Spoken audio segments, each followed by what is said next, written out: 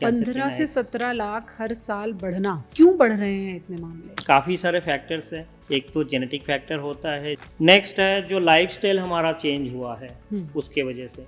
अब कुछ कैंसर को मान लो जो मोटापे की वजह से हो सकता है। स्मोकिंग जो होता है that can cause a good number of cancer in the body. एक सिगरेट में अराउंड 400 कार्सिनोजेंस रहते हैं। जो प्रोस्टेट का कैंसर वाले पेशेंट है उनका एज लगभग एवरेज एज अगर निकाला जाए तो that will be around 60 to 70 years. Oral cavity का कैंसर है जो गुटखा, स्मोकिंग, तंबाकू, स्मोकलेस टोबैको, वो डेंटल हाइजीन इन सब से होते हैं। वैसे तो भारत अनफॉर्चुनेटली बीमारियों के बहुत सारे मामलों में आंकड़ों में पहले नंबर पर है, चाहे बात डायबिटीज की हो, चाहे दिल की बीमारियों की हो। लेकिन उससे भी अलार्मिंग सिचुएशन अब ये है कि आने वाले समय में ग्लोबली भी और ख़ास तौर पर भारत में भी सबसे ज़्यादा मौतों का कारण अगर कोई बीमारी बनेगी तो वो बीमारी है कैंसर। कैंसर वो बीमारी है जिसके इलाज को लेकर अभी भी रिसर्चेस चल रही हैं। 100% कामयाबी तो नहीं मिल पाई है, लेकिन बहुत हद तक अब कैंसर क्यूरेबल हो चुके हैं, बहुत हद तक कामयाबी मिल चुकी है। लेकिन क्या 2025 भारत के लिए वो साल होगा जब हम कैंसर से होने वाले मामलों को भी रोक पाएंगे और होने वाली मौतों को भी कम कर पाएंगे, या फिर भारत कैंसर के मामलों में भी पहले नंबर पर खड़ा होगा? ये सब निर्भर करेगा इस बात पर कि हम कितने अवेयर हैं इस बीमारी को लेकर, इससे बचाव को लेकर कितने जागरूक हैं और कितना अपना बचाव हम संभव कर सकते हैं। इस पर भी संभव करेगा कि इस बात पर भी निर्भर करेगा कि जो इलाज है वो कितना अफोर्डेबल हो जाता है, क्योंकि कैंसर के इलाज में महंगा इलाज भी एक बहुत बड़ा मुद्दा है। इन सभी मुद्दों को लेकर आज हम आपके सामने आए हैं। हमारे साथ डॉक्टर सौरभ मुखर्जी हैं जो कि सर्जिकल ऑन्कोलॉजी यानी कि कैंसर की जो सर्जरी वाली फील्ड होती है उसमें डील करते हैं, ऐसे मरीजों को ट्रीट करते हैं। डॉक्टर साहब, ये जो मैं आप नंबर अभी हम डिस्कस कर रहे हैं, जो बता रहे हैं आंकड़े, कहीं ना कहीं आपके पास मरीजों की भीड़ बढ़ा रहे होंगे। बिल्कुल आए बिल्कुल दिन बढ़ा रहा है, डेफिनेटली 6 महीने में काफ़ी भीड़ बढ़ा है। हमारे देश में जो 1.5 बिलियन पॉपुलेशन है उस पॉपुलेशन को देखते हुए कैंसर के केसेस भी काफ़ी ज़्यादा है इंडिया में। वर्ल्ड में तो बढ़ ही रहा है, साथ ही साथ इंडिया में भी बढ़ रहा है केस। आजकल के दिन में पर ईयर का जो इंसिडेंस है, जो नया केसेस उभर के आ रहा है, that is around 1.5 to 1.7 million, means around 15 से 17 लाख नए पेशेंट कैंसर के हर साल निकल के आ रहे हैं भारत में। आप सोचिए, अगर आप वर्ल्ड का बात करें तो that data will go around 19 to 21 million, means करोड़ों में है पूरे वर्ल्ड में। 15 से 17 लाख हर साल बढ़ना, क्यों बढ़ रहे हैं इतने मामले? मैम इसमें काफ़ी सारे फैक्टर्स हैं। एक तो जेनेटिक फैक्टर होता है जो 5 to 10% केसेस में देखा जाता है कि फैमिली में एक ट्रेंड चलता है कि किसी फीमेल को ब्रेस्ट का कैंसर है या ओवरीज का कैंसर है तो उनके मम्मी में या मौसी में या कोई मेल जो फैमिली मेम्बर होता है उनमें कोई ना कोई कैंसर रहा होगा। तो that occurs around 5 to 10% of the cases. जी। नेक्स्ट है जो लाइफस्टाइल हमारा चेंज हुआ है उसके वजह से। ओबेसिटी का जो इंसिडेंस है आजकल बढ़ता जा रहा है। ये बताया जा रहा है कि वेस्टर्न कंट्रीज में around 1/3 of population is either overweight और ओबीज। तो 1/3 का पॉपुलेशन का मतलब है काफ़ी ज़्यादा है ये। तो मोटापा कैंसर की वजह हो सकता है? बिल्कुल कैंसर की वजह से हो सकता है। कैंसर का वजह मोटापा, अब कुछ कैंसर को मान लो जो मोटापे की वजह से हो सकता है, जैसे इसोफेजियल कैंसर है, फूड पाइप का जो है एडिनोकार्सिनोमा, वो बोला जाता है कि मोटापे की वजह से कुछ हद तक हो सकता है, क्योंकि मोटापे की वजह से रिफ्लक्स होता है, एसिड रिफ्लक्स होता है from stomach to oesophagus, that can lead us to oesophageal carcinoma और gastro oesophageal junction carcinoma. Next is uterus का जो कार्सिनोमा है, endometrial carcinoma, that is directly related to obesity. मोटापे को भारत में ऐसा माना जाता है कि खाते पीते घर के लोग हैं, इसमें क्या समस्या है, लेकिन मोटापा कितनी सारी बीमारियों की वजह बनता जा रहा है, ये हम रोज़ाना सुनते हैं। डायबिटीज़ से लेकर अब कैंसर तक मोटापा एक रीज़न है उसमें।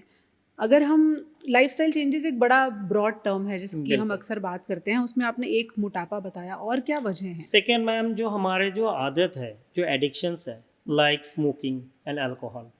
स्मोकिंग जो होता है that can cause a good number of cancer in the body, starting from oral cavity, मुंह का कैंसर हो, गले का कैंसर हो, लंग्स का हो, फूड पाइप्स का हो, स्टमक हो, यूरिनरी ब्लडर का हो, इवन कि फीमेल्स में सर्विक्स में भी बोला जाता है कि स्मोकिंग का रोल है। एक सिगरेट में अराउंड 400 कार्सिनोजेंस रहते हैं, 400 तरीके की केमिकल्स रहते हैं दैट कैन कॉज कैंसर। सो आप सोच सकते हो कि स्मोकिंग डायरेक्टली और द सेकेंड हैंड मीन्स कोई स्मोक कर रहे हैं, हम वहाँ से गुजरते हैं, अगर वो जो स्मोक जो होता है टोबैको का, that can also cause cancer. अच्छा, यानी आप खुद नहीं भी सिगरेट पी रहे हैं, बिल्कुल, तो उसकी सामने वाले अगर पैसिव पीते हैं, स्मोकिंग से पैसिव स्मोकिंग जो होता है अगर लंबे टाइम तक हो तो that can also lead us to development of cancer. Smoking की आपने बात की, क्या पोल्यूशन भी एक रीज़न हो सकता है?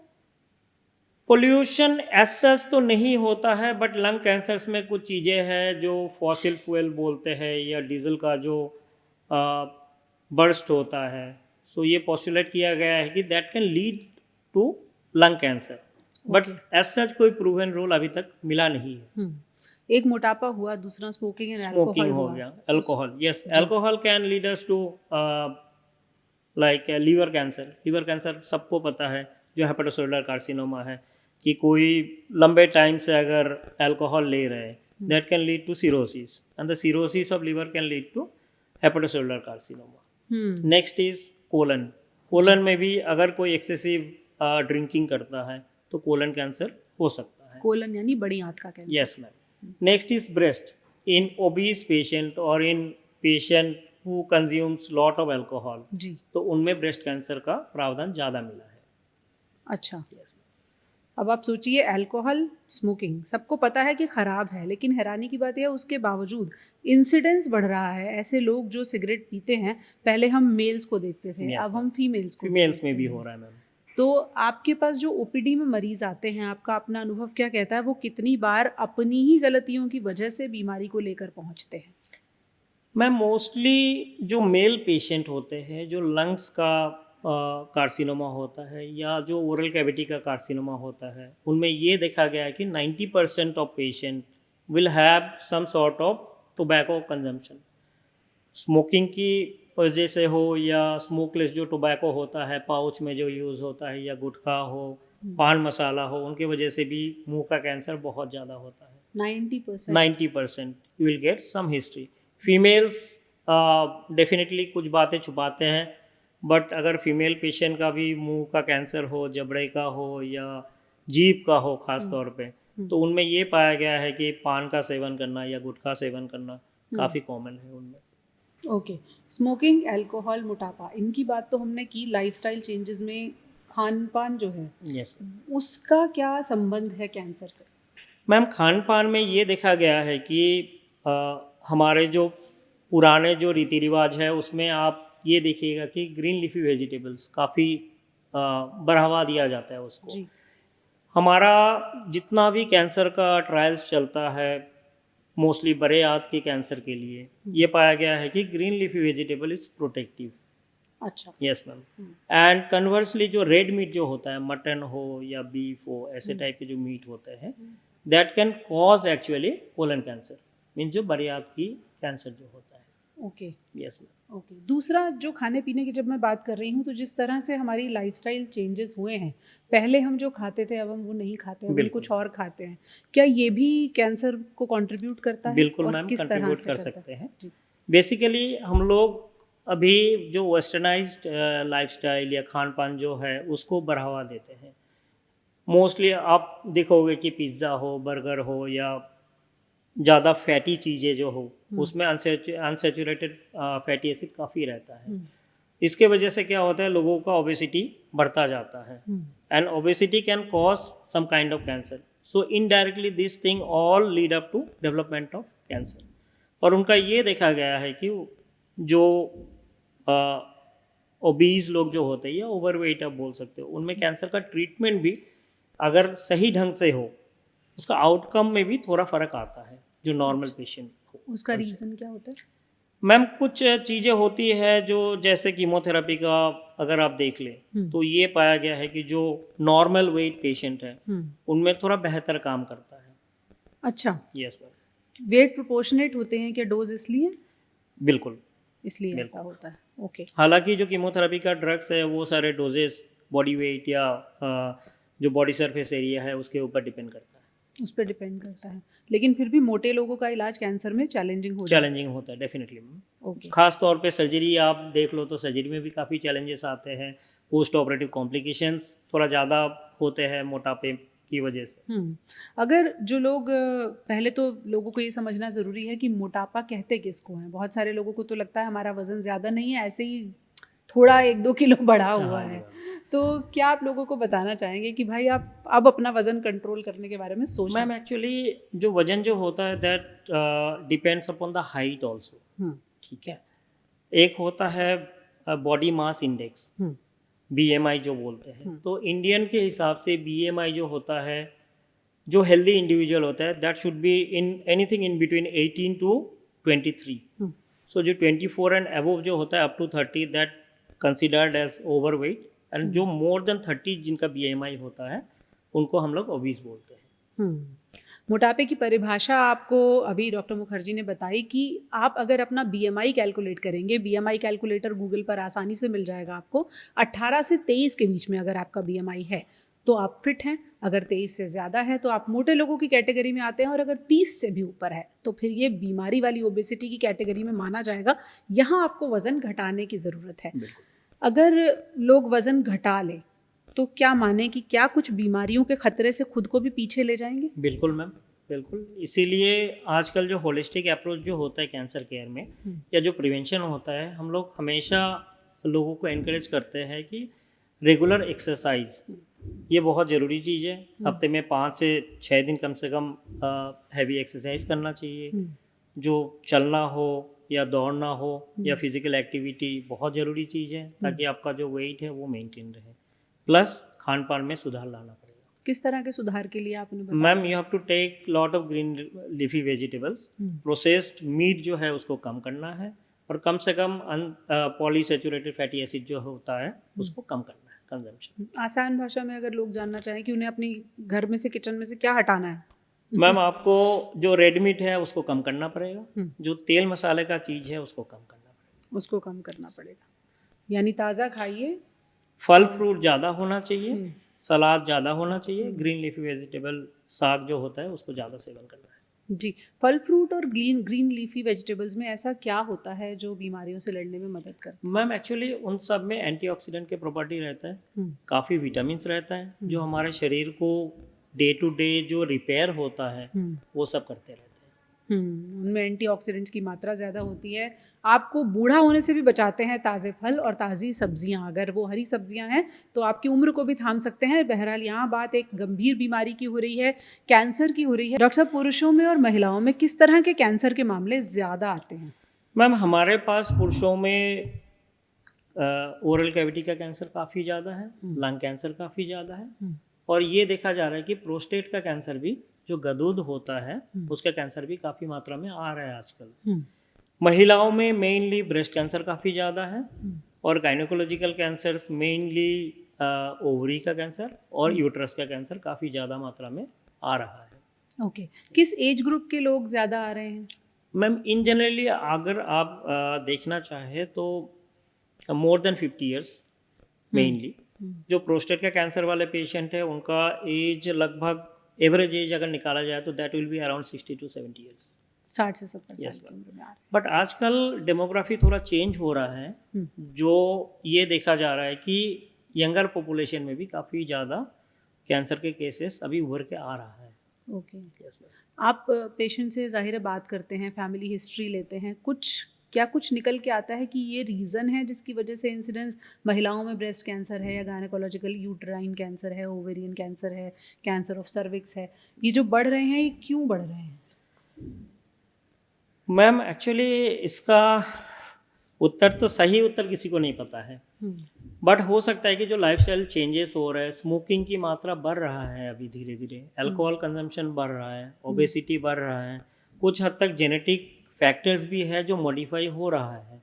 इसके वजह से ये देखा जा रहा है कि काफ़ी यंगर पॉपुलेशन में भी ब्रेस्ट कैंसर या ओवरियन कैंसर अभी आ रहा है। ओके। सेम थिंग मेल्स में भी है। कोलन कैंसर का जो एज था पुराने ज़माने में, आप मानिए कि अराउंड हम लोग बोलते थे कि बुढ़ापे की बीमारी है, 60 साल 70 साल में होते हैं। आजकल वो कम होके 45-50 साल में भी देखने लगे हैं, काफ़ी सारे पेशेंट होता है। इवन कि मेरा जो लास्ट पेशेंट था 21 ईयर्स ओल्ड फीमेल पेशेंट, बरियात की नली की कैंसर थे। 21 साल की यस लड़की मैम, में? Yes ma'am, can you believe? My god. And that patient had some family history also. उनके चाचा जी जो थे उन लंग कैंसर से पीड़ित थे। कैंसर का नाम सुन के डॉक्टर साहब मरीज को लगता है कि अब बचने का कोई चांस नहीं है, 2-4 साल, 2 महीने, 2 साल ऐसी ही ज़िंदगी होगी। आप क्या मानते हैं? मैम ये गलत है, पहला बात तो, क्योंकि ये होता था पुराने ज़माने में। हम लोग जब छोटे थे तो गांव में यही सुनते थे कि उनको कैंसर हो गया तो वो ज़्यादा दिन शायद बचेगा नहीं। But with the advancement of all diagnostic and treatment, हम लोग बहुत सारी चीज़ें अभी नए नए हैं जो ऑफ़र कर पाते हैं पेशेंट को। अगर पेशेंट सही समय में किसी ऑन्कोलॉजिस्ट के पास जाते हैं तो डेफिनेटली सर्वाइवल बढ़ा है। किस तरह के नए इलाज हैं जिनको अब इस्तेमाल करके जान बचाई जा सकती है? मैम एक्चुअली पेशेंट जब आता है तो पेशेंट डायग्नोस्टिक के बाद पेशेंट को कैटेगराइज किया जाता है कि उनका स्टेज क्या है। अगर पेशेंट अर्ली स्टेज में है तो डेफिनेटली उनका इलाज संभव है। मेनली अगर अर्ली स्टेज में है तो ये देखा गया है कि सॉलिड ट्यूमर्स में 70% केसेस में सर्जरी से बीमारी का खात्मा हो सकता है। और जो सर्वाइवल है काफ़ी लंबा हो सकता है। साथ में आजकल जो होता है कि मल्टी मोडेलिटी ट्रीटमेंट, इसका मतलब ये है कि 2-3 मोडेलिटी का ट्रीटमेंट पेशेंट को ऑफ़र किया जाता है। मान लीजिए कोई एक ब्रेस्ट कैंसर का पेशेंट आया आपके पास, तो डायग्नोस्टिक के बाद आप देखोगे कि पेशेंट का मान लीजिए स्टेज 2 है, तो हमें ये देखना है कि उस पेशेंट में आपको जाके सर्जरी भी ज़रूरत है, कीमोथेरेपी भी ज़रूरत है, बहुत सारे पेशेंट में हार्मोनल थेरेपी की ज़रूरत होती है, बहुत सारे पेशेंट में टारगेटेड की ज़रूरत होती है, नया जो ट्रीटमेंट है इम्यूनोथेरेपी, उसका भी रोल है, और रेडिएशन का। तो सारे जब मिलाया जाता है डेफिनेटली ये पाया गया है कि पेशेंट का जो सर्वाइवल रेट है, ओवरऑल सर्वाइवल हो या डिजीज़ फ्री हो या पेशेंट का लॉन्जिविटी हो, सारे कुछ इम्प्रूव हुआ है। इम्प्रूव हो जाता है। अब यहाँ पर एक बड़ा सवाल आता है कि आपने जैसे कहा मल्टी मोडालिटी ट्रीटमेंट, बहुत सारी चीज़ें एक साथ चलती हैं, वही इलाज को महंगा भी बना देती है। Yes ma'am, correct. अफोर्डेबिलिटी जो है कैंसर के इलाज में कब जाकर आप देखते हैं कि आ पाएगी? Ma'am that will take some time actually.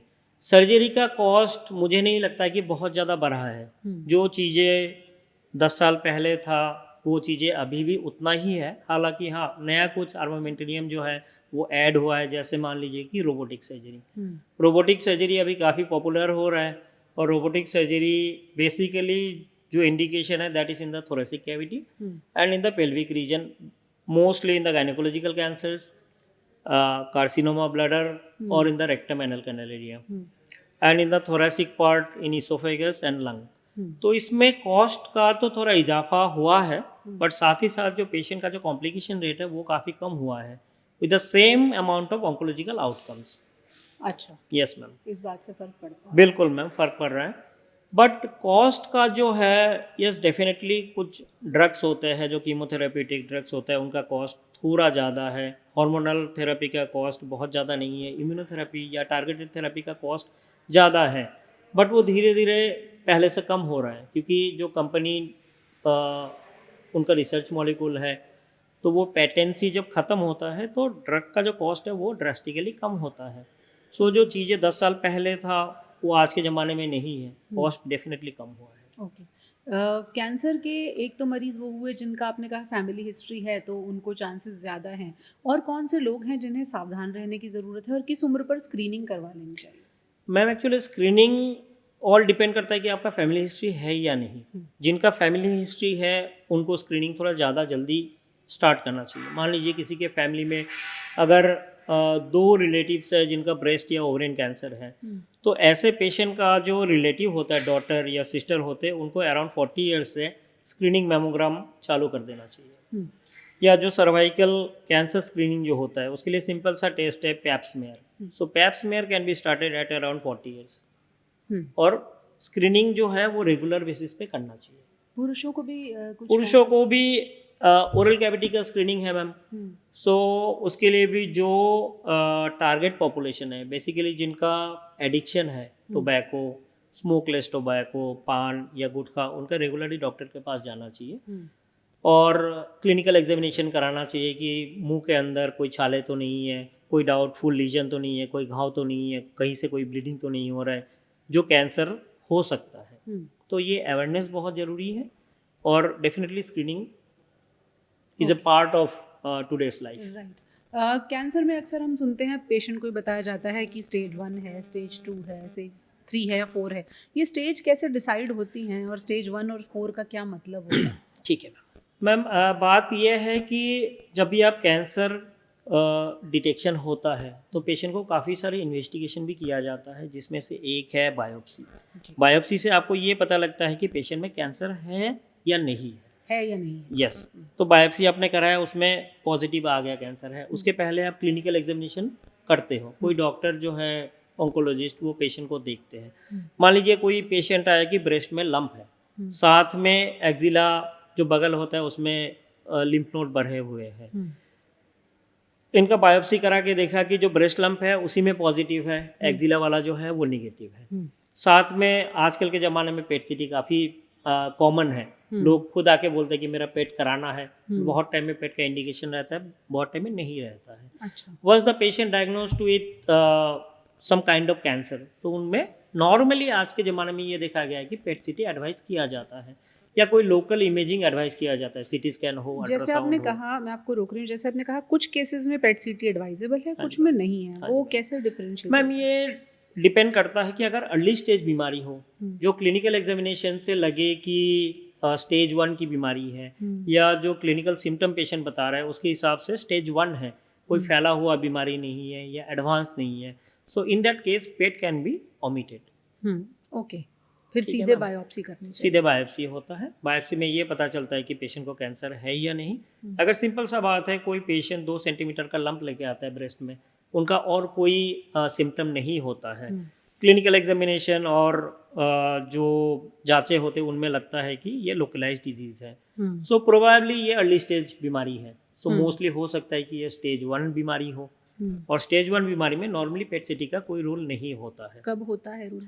Ma'am अगर आपको लगता है कि थोड़ा लोकली एडवांस बीमारी है, जो लंप है वो काफ़ी बड़ा है, 5 से 6 सेंटीमीटर है, जो काफ़ी कॉमन है इंडिया में, क्योंकि अच्छा। जागरूकता उतना है नहीं, पेशेंट छुपाते हैं। और मान लीजिए कि कोई घाव आ गया ब्रेस्ट में, जो लंप है, जो कैंसर का लग रहा है, देख के बायोप्सी करेंगे तो उसमें कैंसर आया, तो एविडेंट है कि वो एडवांस स्टेज बीमारी है। तो हमें उस हाल में जाके पेट सीटी का अगर फैसिलिटी है तो पेट सीटी ऑफर करना चाहिए। बहुत सारे पेशेंट में ये देखा गया कि जो ब्रेस्ट का घाव है उसके अलावा भी या तो बगल में गिल्टियाँ निकल आती है जो कैंसर हो सकता है, या कोई डिस्टेंट मेटास्टेसिस हो जो बोन में हो या ब्रेन में हो या लंग्स में हो, लीवर में हो, वहाँ पे भी बहुत टाइम में स्पॉट्स मिल जाते हैं। एंड अगर शरीर में दूसरी जगह कहीं पे आपको स्पॉट दिख रहा है which suggestive of metastatic disease, so automatically stage 4 में पहुंच जाता है। ओके। और दोनों का इलाज जो है वो बिल्कुल अलग होता है, दोनों का सर्वाइवल रेट अलग होता है स्टेज के हिसाब से। बिल्कुल मैम। अगर स्टेज 1 कैंसर है तब क्या किया जाएगा? मैम मोस्टली अगर स्टेज 1 कैंसर है उसमें भी ब्रेस्ट कैंसर में ये देखा जाता है कि कोई हार्मोन स्टेटस देखा जाता है, IHC बोलते हैं उसको, ER/PR HER2 न्यू। अगर ER/PR पॉजिटिव है, स्टेज 1 कैंसर है, patient can directly go for surgery.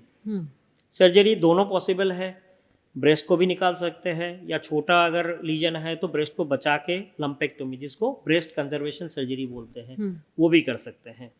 Breast conservation surgery basically younger population में ऑफर किया जाता है क्योंकि एक साइकोलॉजिकल इफेक्ट होता है ब्रेस्ट को निकालने के बाद, जो हम लोग उस साइकोलॉजिकल इफेक्ट से पेशेंट को बचा सकते हैं। पेट सीटी पॉजिट्रॉन एमिशन टोपोग्राफी, ये भी एक टेस्ट है जो कैंसर कहाँ कहाँ फैला है इसका पता दे सकता है, लेकिन जैसे डॉक्टर मुखर्जी ने कहा कि उसके इंडिकेशंस हैं, कहाँ करवाना है कहाँ नहीं करवाना है। आमतौर पर लोग पढ़ के आते हैं और तब इंसिस्ट भी करते हैं।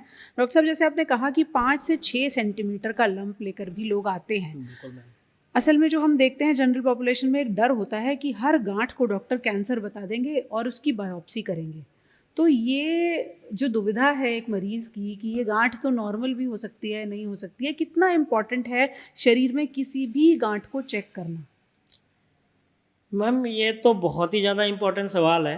अब रहा बात कैंसर होने या ना होने का, ये सारी चीज़ डिपेंड करता है कि पेशेंट किस हिसाब से प्रेजेंट कर रहे हैं, किस एज में पेशेंट प्रेजेंट कर रहा है। अगर मान लीजिए कोई एक पेशेंट हो, 15 साल का पेशेंट है आपके पास, छोटा गांठ लेके प्रेजेंट कर रहा है, पेनलेस लंप है in the breast which is quite mobile और बहुत ज़्यादा हार्ड नहीं है, फर्म है। 15 साल की लड़की में तो आप उसको कैंसर नहीं सोचोगे most of the times. That can be simple fibroadenoma which is a non cancerous lesion. तो इसके लिए आपको घबराना नहीं होता है। You have to go to your physician, first checkup जरूरी है। ऐसा जरूरी नहीं है कि हर गांठ जो है वो कैंसर हो। तो फिर हर गांठ के केस में बायोप्सी करेंगे बिल्कुल या नहीं नहीं, करेंगे? बिल्कुल नहीं। अगर आपको लगता है कि वो फाइब्रोएडिनोमा है क्लिनिकली, अब सिंपल एक अल्ट्रासाउंड करके भी देख सकते हैं। सो अल्ट्रासाउंड में मोस्ट ऑफ द सेंटर में ये पता चल जाता है कि वो बिनाइन है या मैलिग्नेंसी के तरफ इशारा कर रहा है। इसके लिए बहुत सारे गाइडलाइंस दिया हुआ है। बायरर्स कैटेगरी बोल के है विच इज़ 0 to 6। तो जितना ज़्यादा होता जाएगा उनका कैंसर का होने का चांस उतना ज़्यादा है। अगर बायरर्स कैटेगरी 1 to आ रहा है, बायोप्सी करने का ज़रूरत नहीं है, मोस्टली वो फाइब्रोएडिनोमा होगा। वो कैसे पता चलती है? किसी टेस्ट में? अल्ट्रासाउंड में। अल्ट्रासाउंड में कैसे चलती है? तो आपके रेडियोलॉजिस्ट सारे कुछ बता देंगे कि उसमें कैंसर का शक लग रहा है या नहीं। ओके। बायोप्सी जो टेस्ट है वो कैसे किया जाता है? मोस्टली बायोप्सी जो होता है that is a simple needle test. उसका भी काफ़ी सारे कैटेगरी होता है। एक होता है एफएनएसी, एक होता है ट्रू कट बायोप्सी। जो एफएनएसी होता है वो पतले नीडल से होता है। जो ट्रू कट बायोप्सी होता है उसके लिए एक स्पेशलाइज्ड गन आता है जिसको ट्रू कट बायोप्सी गन बोलते हैं। उसमें कोर लिया जाता है। थोड़ा टिश्यू जो होता है उसका थिकनेस थोड़ा मोटा और थोड़ा लंबा होता है। उसका फ़ायदा ये है कि उसमें सेंसिटिविटी थोड़ा ज़्यादा है। कैंसर है या नहीं है उसको बोलने का जो एक श्योर शॉट जो फॉर्मूला है वो बेहतर होता है इसमें। साथ ही साथ कुछ एडिशनल टेस्ट होता है जिसको मैंने थोड़ी देर पहले जिक्र किया था, IHC बोलते हैं। वो टेस्ट कोर कट बायोप्सी या ट्रू कट बायोप्सी में आ जाता है, उससे पता चल जाता है। बिल्कुल।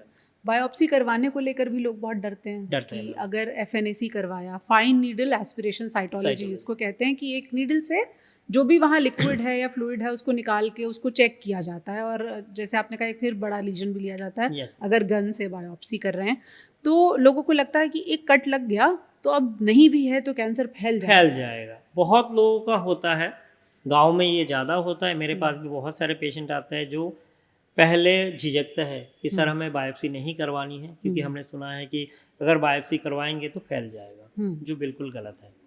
ये बात कैसे फैली कि बायोप्सी से कराएंगे तो कैंसर फैल जाएगा? ये पुराने ज़माने का थॉट है। मुझे लग रहा है वैसे ही लोगों ने बोला होगा कि छेद करेंगे तो वहाँ से हो सकता है कि कैंसर निकल के बाहर आ जाए, जो नॉर्मली नहीं होता है।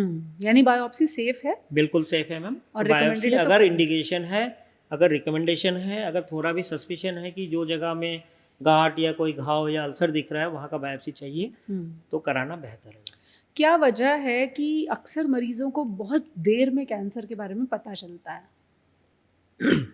मैम बहुत सारे कैंसर है जो खास तौर पे जो पेट के अंदर वाले जो कैंसर होते हैं उनका सिम्टम बहुत नॉन स्पेसिफिक होता है। जैसे मान लीजिए गॉल ब्लैडर का कैंसर है। सो गॉल ब्लैडर कैंसर हमारे नॉर्थ इंडिया में काफ़ी कॉमन है। अच्छा। Yes ma'am. यूपी, बिहार या उड़ीसा वाले बेल्ट में गॉल ब्लैडर कैंसर काफ़ी कॉमन है, जो वेस्टर्नाइज कंट्रीज़ में काफ़ी अनकॉमन है। तो हम लोग जो देखा जाता है कि अराउंड 90% पेशेंट में गॉल ब्लैडर का जो कैंसर है उसके साथ स्टोन जो है वो एसोसिएटेड रहता है गॉल ब्लैडर के कैंसर के साथ। मान लीजिए उस पेशेंट को पिछले 1 साल से या 6 महीने से सिम्टम है कि पेन हो रहा है, बट वो सहन कर रहा है, फार्मेसी में जा रहा है या अपने आप खुद मेडिकेशन ले रहा है, पेन किलर ले रहे हैं, PPI ले रहा है, लग रहा है कि पेंटॉप लेना चाहिए। पेंटॉप काफ़ी कॉमन है, ओमेज काफ़ी कॉमन है, तो ले रहा है। की दवा, एसिडिटी की दवा सब लोग ओवर द काउंटर आजकल प्रिस्क्राइब होते हैं, तो ले रहे हैं, शांत हो रहा है, पेन कम हो रहा है, तो वो डॉक्टर के पास नहीं जाते हैं या कोई इन्वेस्टिगेशन भी नहीं कराते। फाइनली वो पेशेंट क्या होगा कि मान लीजिए साल भर में जो कैंसर का जो स्टेज है वो धीरे धीरे अपग्रेड होता रहेगा। मान लीजिए साल भर पहले अगर वो स्टेज 1 रहा होगा तो आज के ज़माने में हो सकता है कि वो स्टेज 3 या स्टेज 4 में पहुंच जाए। अब डॉक्टर साहब मरीज की दुविधा ये है कि वो स्टोन को कैंसर कैसे समझे, उसे तो लग रहा है मुझे स्टोन है। हाँ जी मैम, तो सिंपल स्टोन है, जो बहुत सारे पेशेंट मेरे पास ऐसे आता है कि डॉक्टर साहब मेरा स्टोन था, मैंने अल्ट्रासाउंड कराया तो उसमें गॉल ब्लैडर में कोई मास दिख रहा है। अच्छा। उसके बाद उन्होंने मान लीजिए पेट सीटी कराया तो पेट सीटी में देखा गया है कि लीवर में काफ़ी सारे स्पॉट्स हैं। तो unfortunately that patient will go into category और स्टेज 4।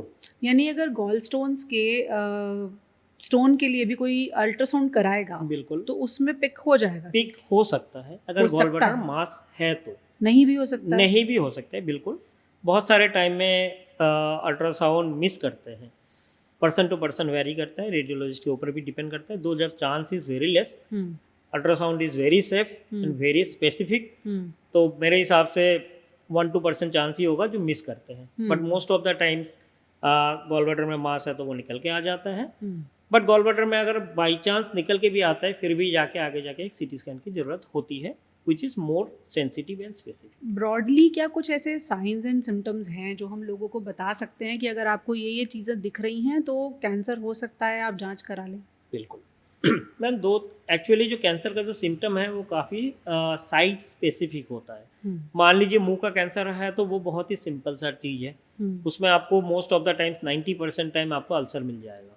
अच्छा। तो अल्सर हो तो आप डॉक्टर के पास जाइए। हो सकता है कि वो कैंसर ना हो सकता है कि वो सिंपल सा घाव हो जो टूथ बाइट से हुआ हो, बट आपको जांच कराना, डॉक्टर के पास जाना जरूरी है।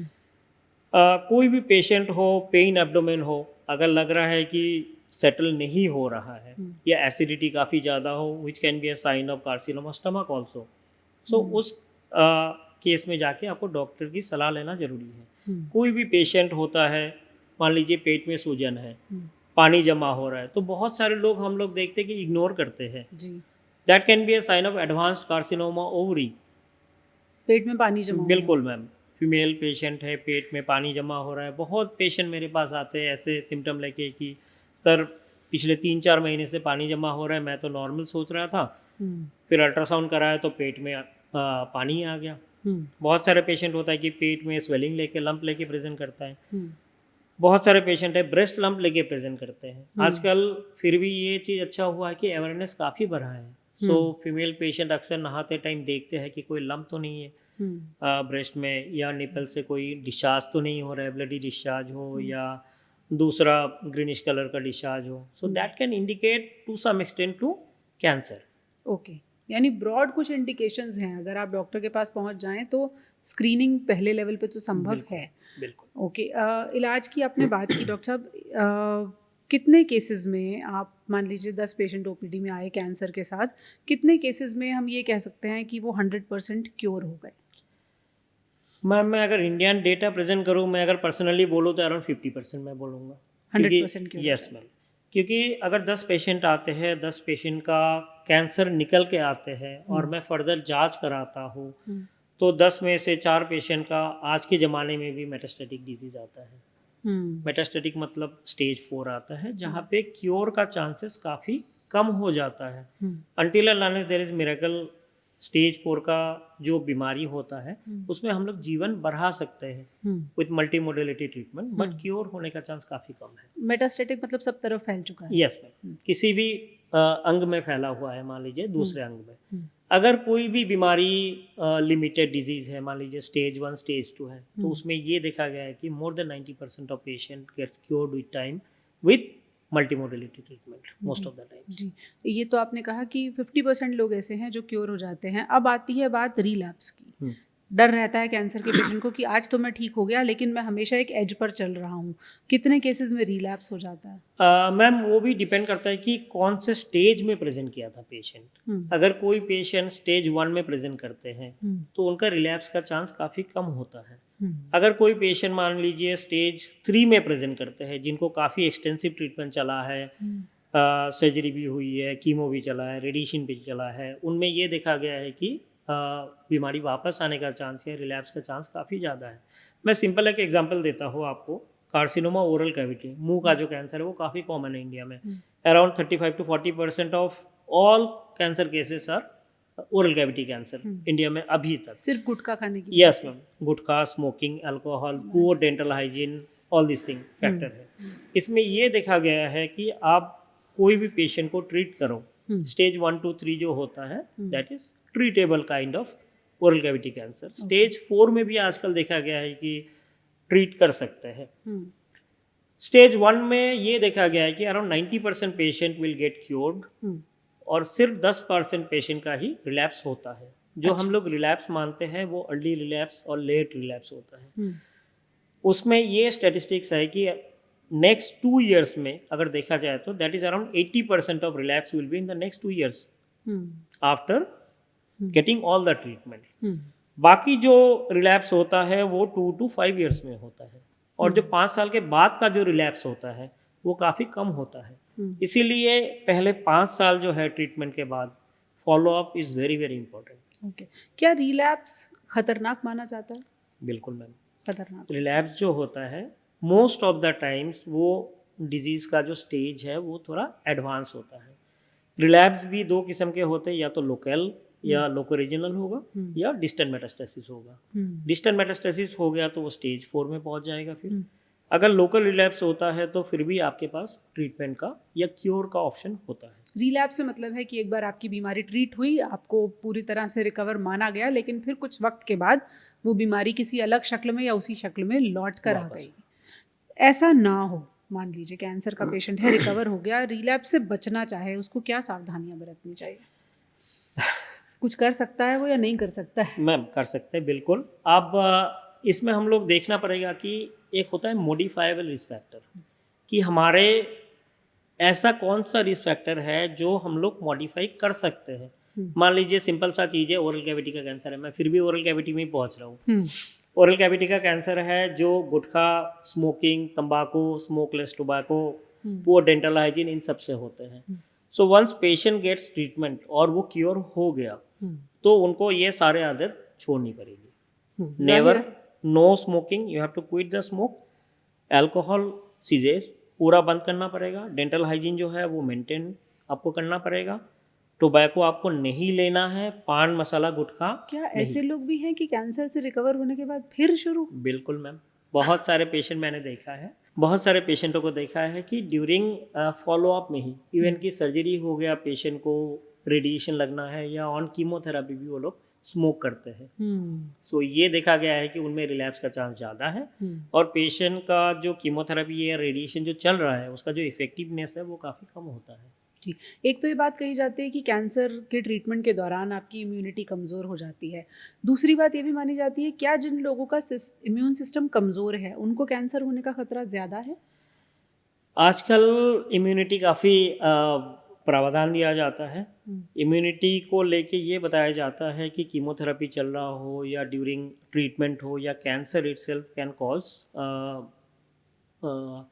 इम्यून सिस्टम जो होता है शरीर को उसका काफ़ी डाउनग्रेड होता है, बेसिकली फंक्शन नहीं कर पाते हैं। तो इम्यूनिटी बढ़ाने के लिए बेसिकली डाइट एक है आपके पास, खान पान अच्छा होगा, डेफिनेटली इम्यूनिटी बढ़ेगी। इम्यूनिटी बढ़ेगा तो कैंसर के अगेंस्ट में जो फाइट करने का जो क्षमता है बॉडी का वो बढ़ता जाएगा, वो बढ़ जाएगा। और इसीलिए ऐसा कहा भी जाता है कि ईश्वर भी उनकी मदद करते हैं जो अपनी मदद पहले स्वयं करते हैं। तो पहले अपनी मदद आप खुद कीजिए, अपना खाना पीना अच्छा रखिए, जंक फूड से दूर रहिए, स्मोकिंग अल्कोहल ख़राब होते हैं, ये सब जानते हैं। इन सब से दूर रहेंगे तो कुछ हद तक तो कैंसर से बचाव संभव है और बहुत हद तक अब इलाज भी संभव है। इसीलिए डरने की ज़रूरत नहीं है। हम ये लोगों को कह सकते हैं कि 10 मामले अगर हैं तो उसमें 5 से 6 पूरी तरह रिकवर हो सकते हैं। बिल्कुल मैम, बिल्कुल।